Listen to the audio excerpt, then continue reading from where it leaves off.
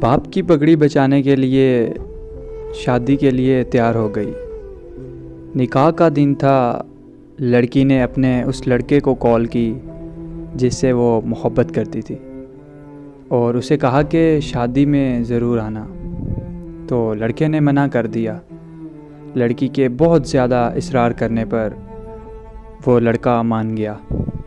जब निकाह का दिन था और निकाह का वक्त हुआ तो वो लड़का लड़की के सामने खड़ा था और लड़का उस लड़की की दी हुई अंगूठी पहन कर आया था जो कभी उस लड़की ने उस लड़के को दी थी। मौलवी साहब ने पहला कबूल है कहने को कहा। लड़की कांपती हुई आवाज़ में बोली, कबूल है। लड़की ने फ़ौरन लड़के की तरफ देखा और वो गर्दन झुकाए उस लड़की के सामने खड़ा था। मौलवी साहब ने दूसरा कबूल है कहने को कहा तो लड़के ने अंगूठी उतार दी। जब लड़की ने तीसरा कबूल है कहा तो लड़के की आंखों से एक आंसू निकलकर उसके रुखसार पर जा गिरा। उस लड़के के हाथ से अंगूठी गिरी और वो चला गया। उस लड़की की रुखसती हुई तो लड़की जब घर पहुंची, लड़की की दोस्त भी उसके साथ थी।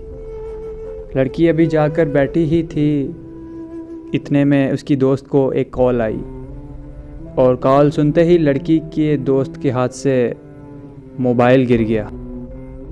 लड़की के इसरार करने पर लड़की की दोस्त ने उसे बताया शादी हाल से जाते वक्त उस लड़के का एक्सीडेंट हो गया और वो वही मौके पर मर गया।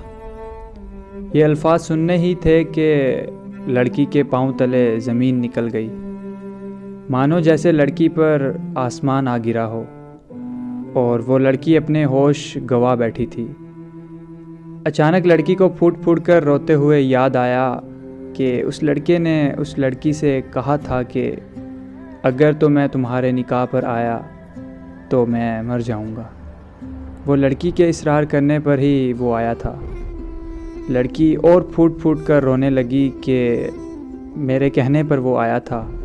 आज के बाद इस बोझ के साथ ज़िंदगी गुजारनी पड़ेगी कि वो लड़का मेरी वजह से मरा और इस अज़ियत में जीना है कि वो मेरी वजह से मरा। मर्द मर तो जाता है लेकिन वो अपनी पहली मोहब्बत को कभी नहीं भूलता, मानो कि उसकी पहली मोहब्बत ही उसके लिए पूरा कुल जहां होती है।